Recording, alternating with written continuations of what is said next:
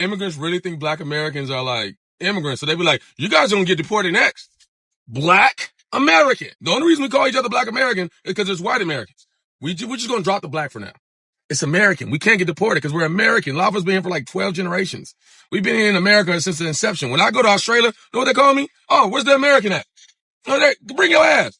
They don't call me Nigerian, Jamaican, Haitian, or none of that. I'm American. Stop with the little linking us together. One thing that kind of pisses me off about the way that African immigrants talk about and treat black Americans is how, one, they don't have any empathy. But the way they talk about us is usually very like dismissive of our entire experience in America, and of our trauma, and of all the baggage that comes with being a black American. And number two, they never acknowledge the fact that like in America, you are treated better if you're a black person who is not American. I say this because as I'm Black Caribbean and I'm Black American, but I am culturally Black American because my dad was abusive and he didn't really allow us to like get to know my mom's Caribbean side. Okay, so culturally I'm Black American. I am Black American. I love my Black Caribbean side and I want to get more into it, but like do the day-to-day life, I'm Black American. But because I'm mixed, I have features that show that like I'm not fully Black American, and people be clocking it in the most racially offensive possible way. Okay, the way that people treat me better when they find out that I'm Black Caribbean is weird, and I see it happening in real time all the time. I see it happening in real time, and like what's interesting is that a lot of times they will insult my Black American side to my face and expect me to take it as a compliment. Like I remember one lady, when she found, like she was being racist. She was like, "Oh, where are you from?" And then she did the whole "where are you really from?" And I was like, "Well, you know, I got some ancestry down there." And she was like, "Oh, really? I can tell because he." And then she said like this really shady comment about Black Americans. I'm not gonna repeat it. And I just looked at her. I was like, "Why do you say that? What do you?" I'm not gonna say thank you because I was like, "Bitch, what? You know, like you can't insult a whole you can't insult a part of me. Like that's who I am. That's culturally I'm Black American. You can't insult that." And then expect me to be like, "Yes, thank you. Yeah, man, fuck Black Americans." Like what? No, but like low key.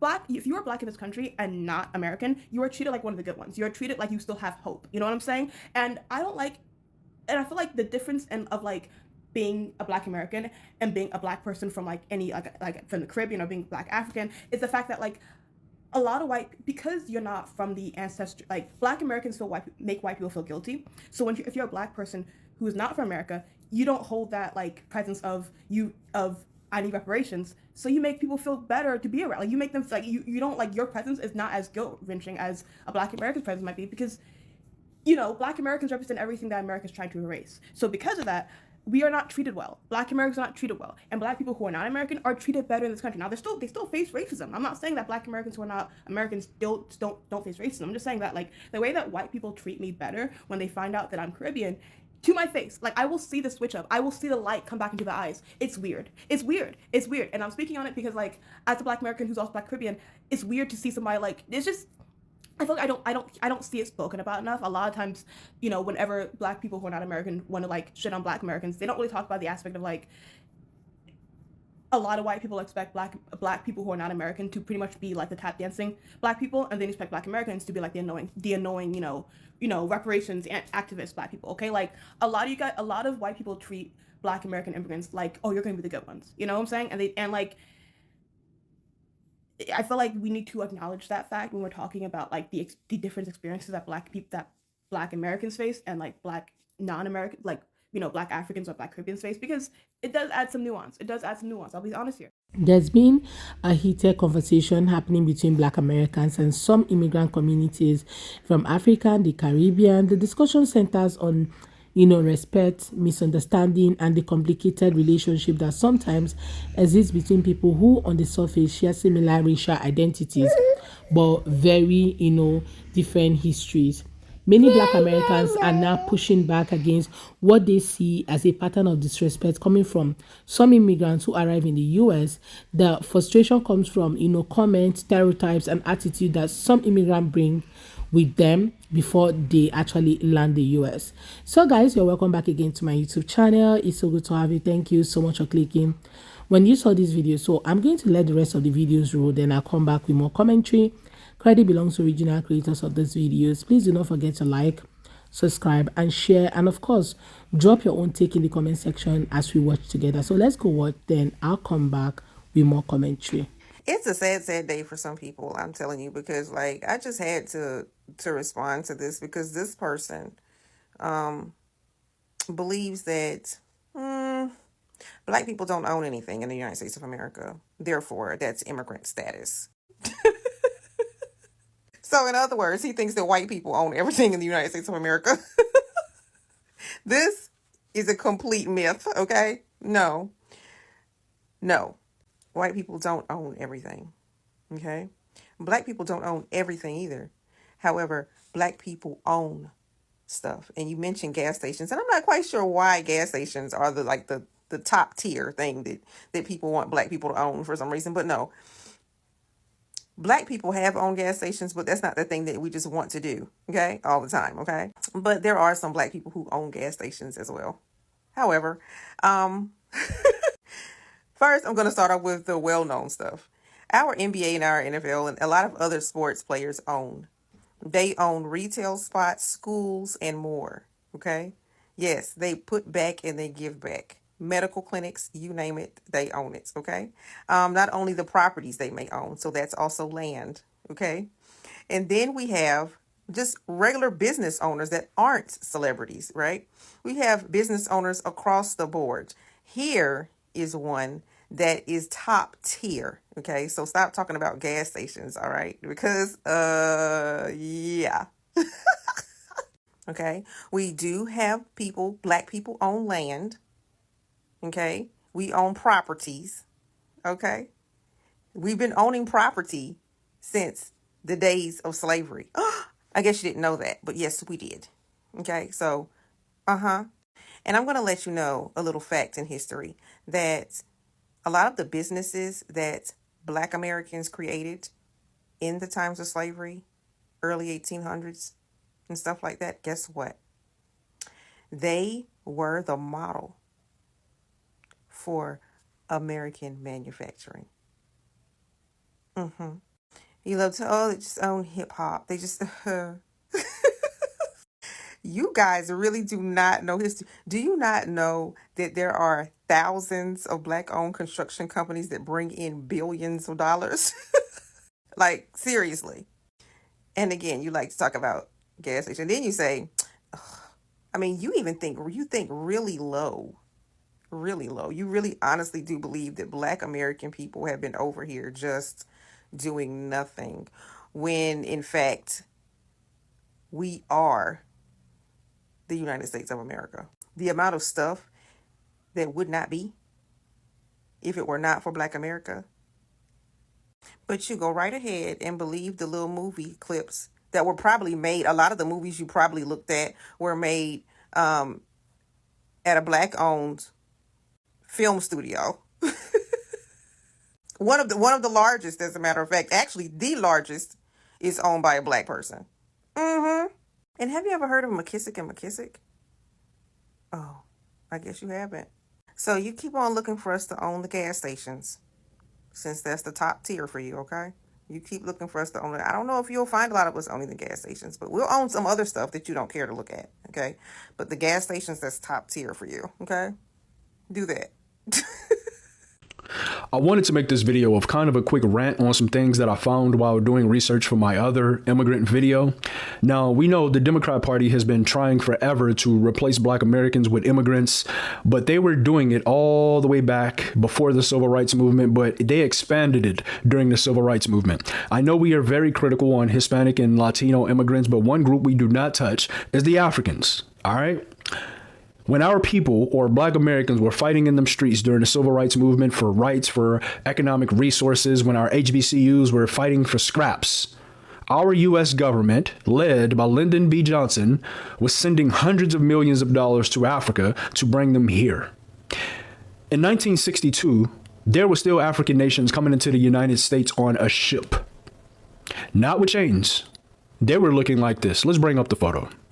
I want you guys to really look at this picture, because I know many of you have heard that, typically probably from the older Africans, that they came here with nothing, right? They came here with scraps and just whatever they had in their pocket. Well, look at this.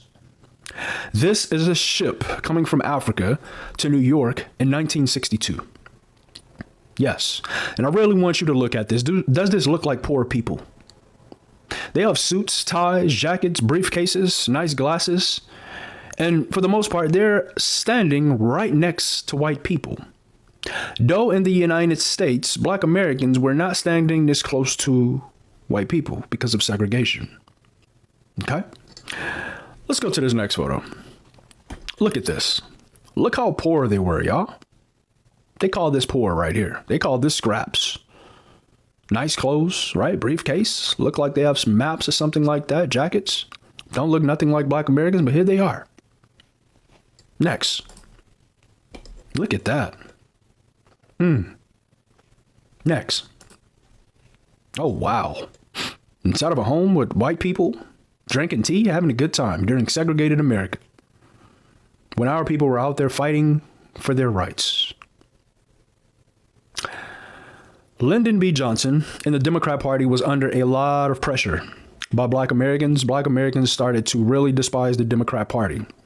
And when Martin Luther King was assassinated, things really turned up in this country.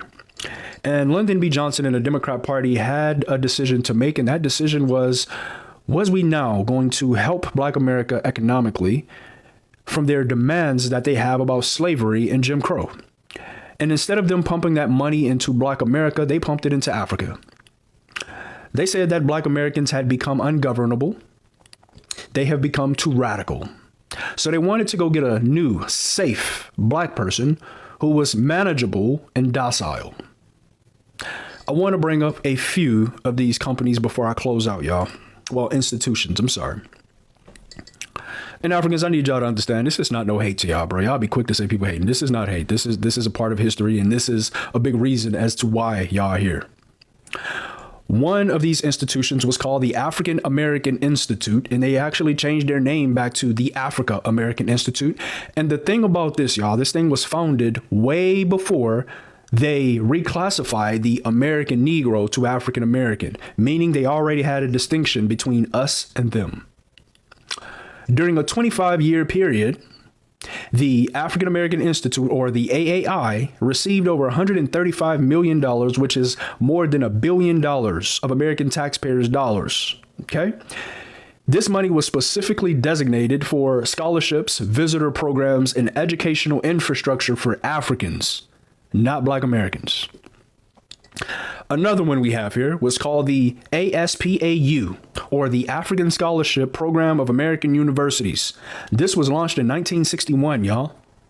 And like I told you, HBCUs were struggling and fighting to get government funding. USAID pumped millions of dollars to bring Africans into this country, into United States universities. Our Democrat government, they paid for these people's living expenses. They gave them monthly stipends, purchased cars. And not only did they put them in regular universities, they put them inside of Ivy League schools such as Harvard, Yale, Princeton, and gave them full tuition paid for.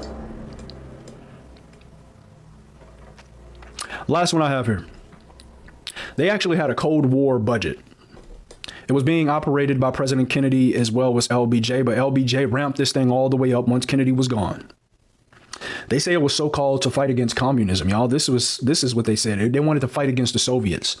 They were spending $20 to $30 million a year, which is more than $200 million a year now, specifically for African educational aid and exchange programs.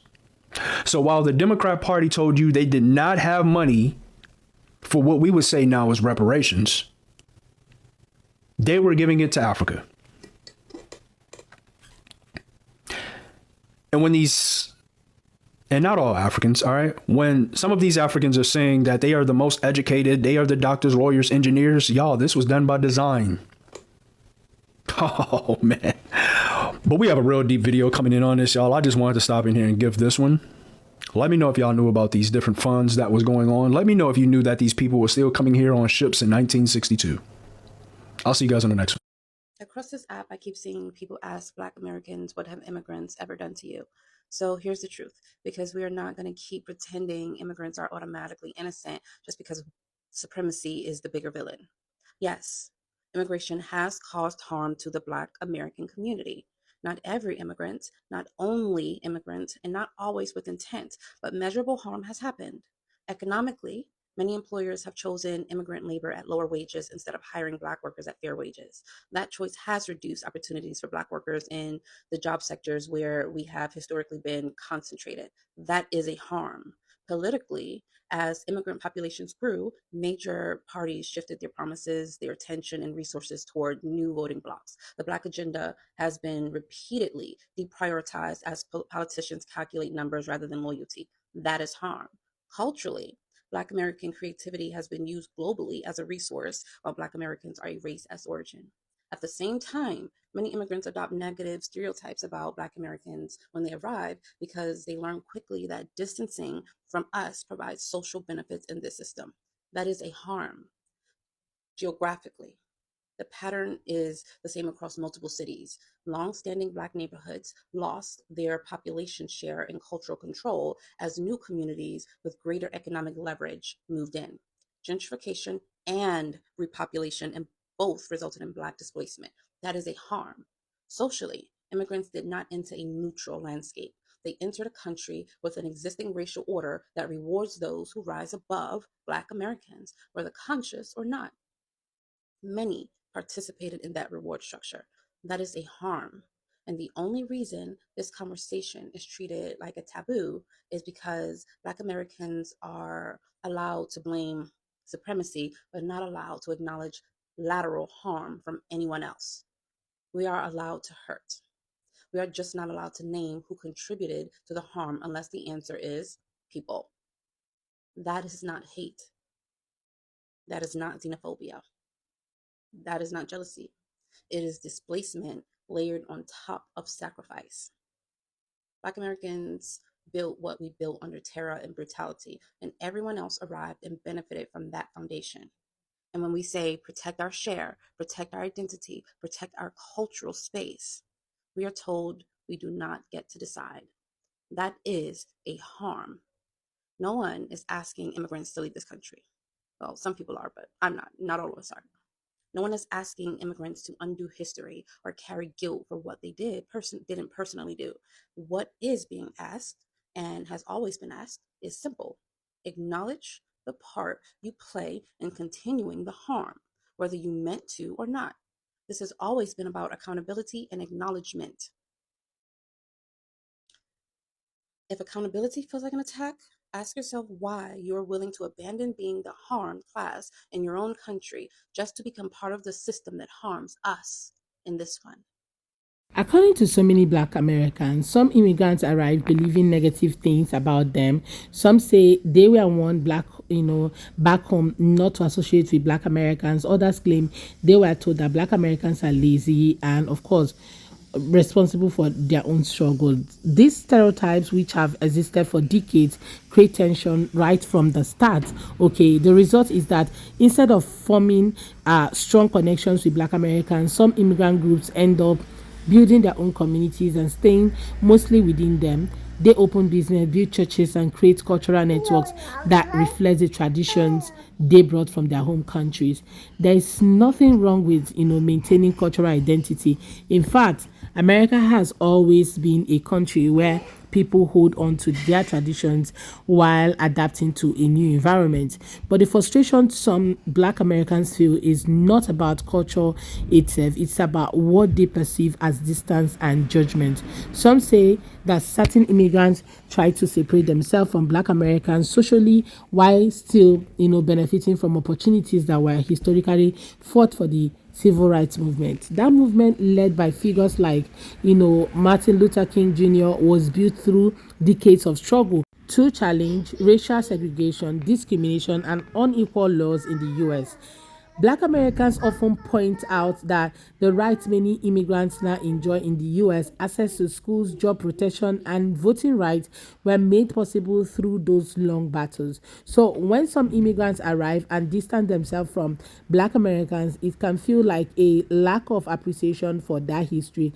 Another issue that has sparked debate online is the idea that some immigrants believe that Black Americans could somehow be deported. That belief has shocked many people. Black Americans are not immigrants to the US in the modern sense.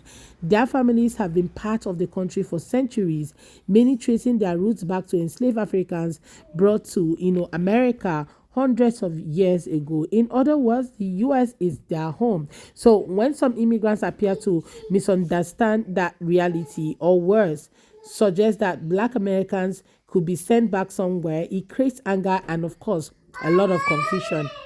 Now, many Black Americans online have responded by saying, "Where exactly would we be deported to?" For them, that statement shows lack of understanding of American history.